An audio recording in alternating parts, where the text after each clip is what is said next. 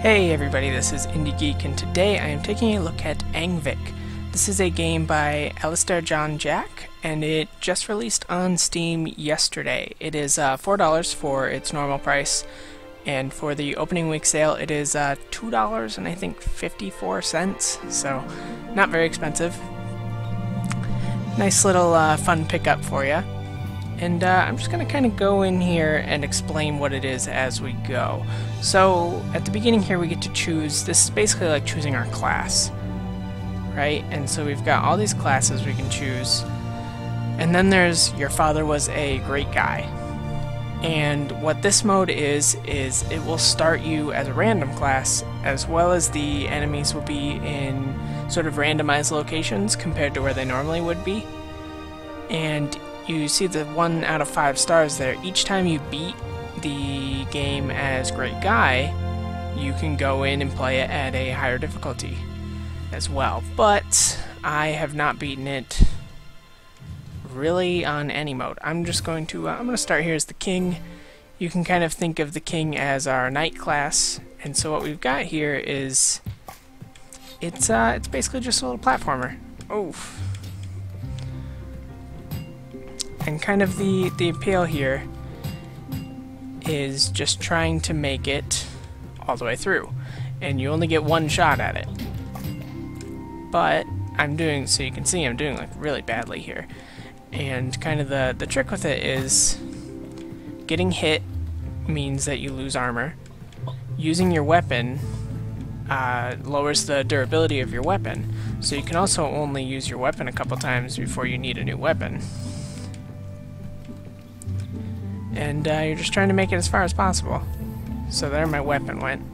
But I got another weapon here. And this is kind of the way the game goes. You can just end up randomly picking up other weapons. And you can dual wield. That is also a thing in this game. Ooh, I like that. I like the tree spear. I've not had that before. That's the nice thing is it's pretty much randomized when an enemy will drop a weapon. So you can't ever like guarantee that you're going to get a certain weapon on a certain playthrough.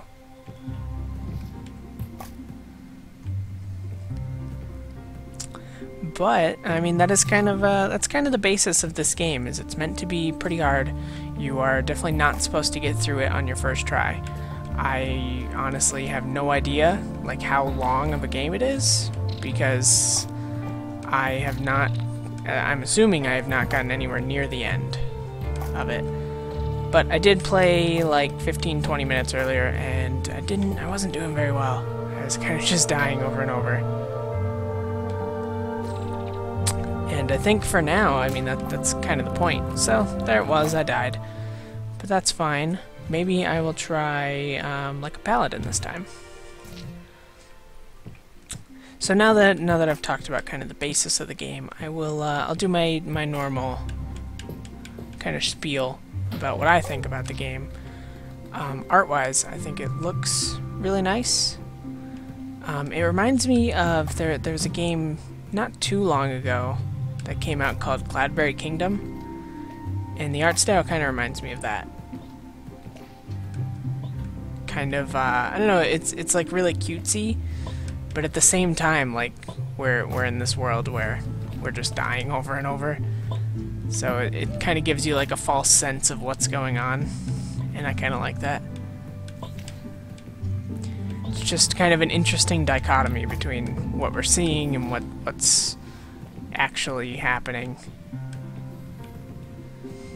And I'm typically a fan of things that kind of lead the player to believe one thing is going to happen and then do something totally different. That's always kind of a fun little effect. The music is alright. I haven't noticed anything like too stand out. You know, I don't think these are like music tracks that I'm going to be humming along for the rest of the day or anything. But they do the job. I mean, mostly it's just kind of ambiance music, and that's cool. There is a nice music change when you get to the beginning of each area, so now we've got kind of our more regal sounding track here. As you would expect, being that we are kind of in a castle now.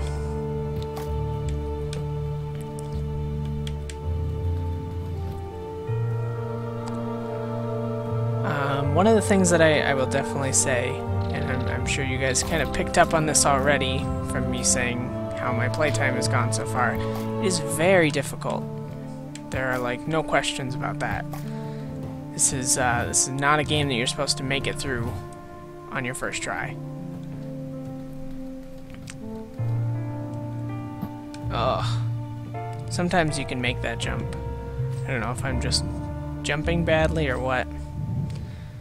Because I wanted to go and get the helm over there, but at least I will make it to the next area here. Yeah.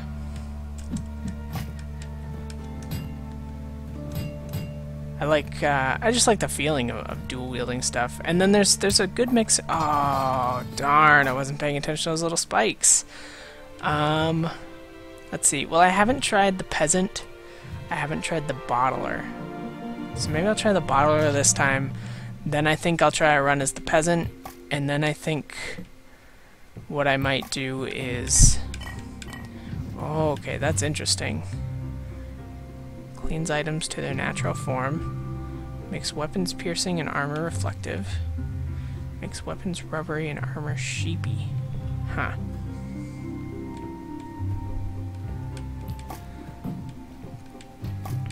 So that's the other thing, and I didn't end up picking up any of those in my other runs, but you can pick up like oils in the other runs. So what's that? Oh, I'm gonna get hit though if I stand right here. I'm still gonna get hit. Makes weapons weak and armor explosive. So that's not really one that I'm too interested in. Although, actually, because I don't have a weapon. Oh, right. I kind of forgot that the oils you choose one thing to apply it to.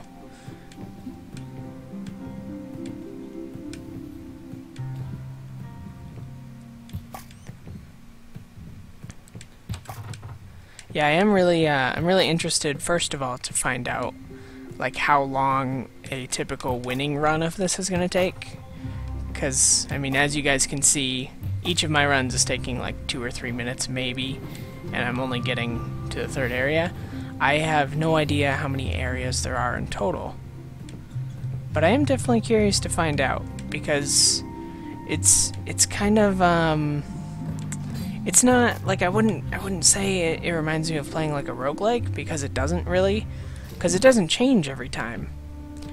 But I do feel kind of like every time I'm identifying mistakes I made, right? And then I feel like if I can do it again, maybe I can get through it without getting hurt as much that time.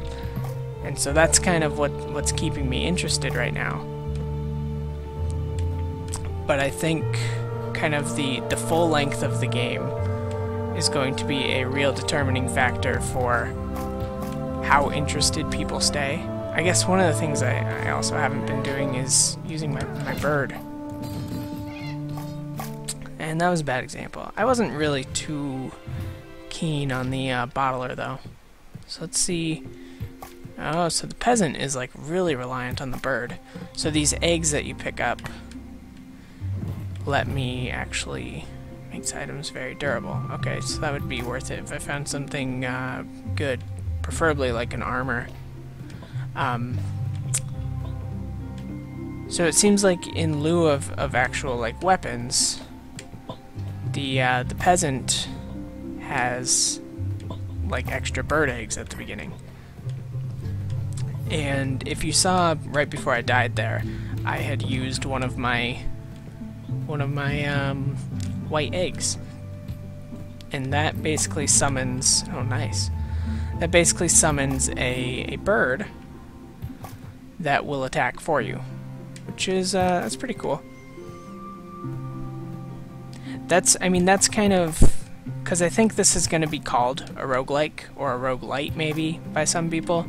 And I don't know if I would exactly classify it as that, but there are those elements. Whoa, those guys are like instant kill. Alright, now I'm going to do a run or two as the great guy, so you can see kind of what changes. So it looks like I got spawned with my, kind of the knight class again. That's cool. So I don't know why, but when I was playing as the great guy earlier, this kind of same thing happened, where rather than like random enemy spawns, it seemed like there were fewer enemy spawns. But then also you get them in like weirder places, like that guy was. So I don't really know yet. Maybe it's because it's still in the 1-star difficulty. Maybe like a normal game is harder than 1 star. But I don't really have the answer to that. I am not the developer. Maybe some information about that will come out in time.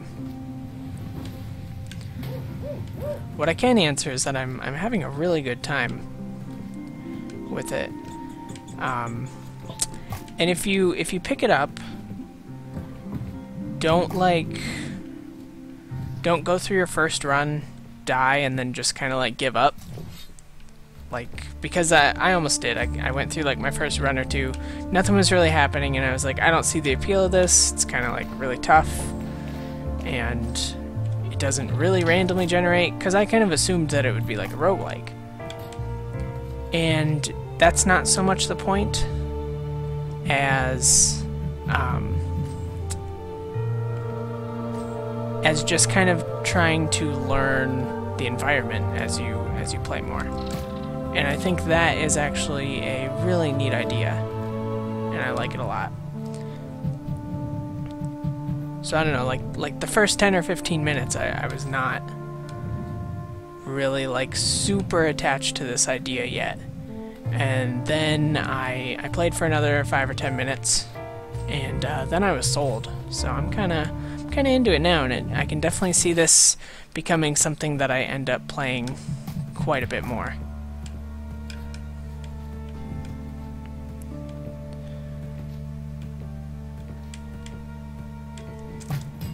Nice. Okay, those guys I do not like. They're nasty business. This Blowdart dude's kind of a jerk too. Oh, and he takes more than one hit. We are like quickly approaching the farthest that I've ever made it, so I think I actually made it a little farther than this, but it wasn't oh yeah, so you can see my tombstone there. So this is officially the farthest I've made it, and this is kind of what's keeping me going, just like making it a little farther. Every time I make it just a little bit farther, I get really like pumped up to keep playing. And I mean that's a good thing, you know. That's especially because of kind of what this game is going for. I think that is a really good sign. Oh, yeah, I don't think I want anything to do with that shark down there. Okay. So far, so good.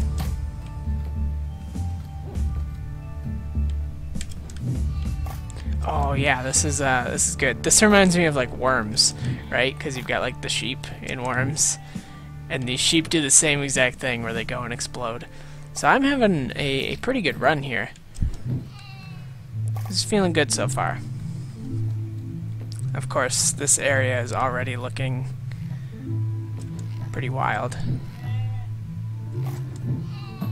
Oh no! Oh no! Ah, well that was it. Well, I am going to call it there, but I hope that you guys got kind of a feel for what is going on in Angvik. I am having a really good time, and especially for the price. I mean, it's $2.50, so if you like platformers, if you like this kind of game where it's, I mean, it is really like a trial and error kind of learn as you go sort of game, and I like that. and I think if you do, then you should pick it up as well. Especially while it's still on its first week sale. It's only $2.50. That's it's a pretty good deal. So I will, as always, I will put the links to where you can buy it in the description, so you can check the game out on Steam. But that's gonna wrap up my look at it. I definitely like it, and I think you will too. So, as always, feel free to leave comments if there's anything that you'd like to comment on. Subscribe to my channel for more of my videos every single day. And if you liked my look at Angvik, please consider clicking the like button, because that could help me out a lot, and I appreciate everything that you do to help. So with all of that being said, I thank you very much for watching, and I will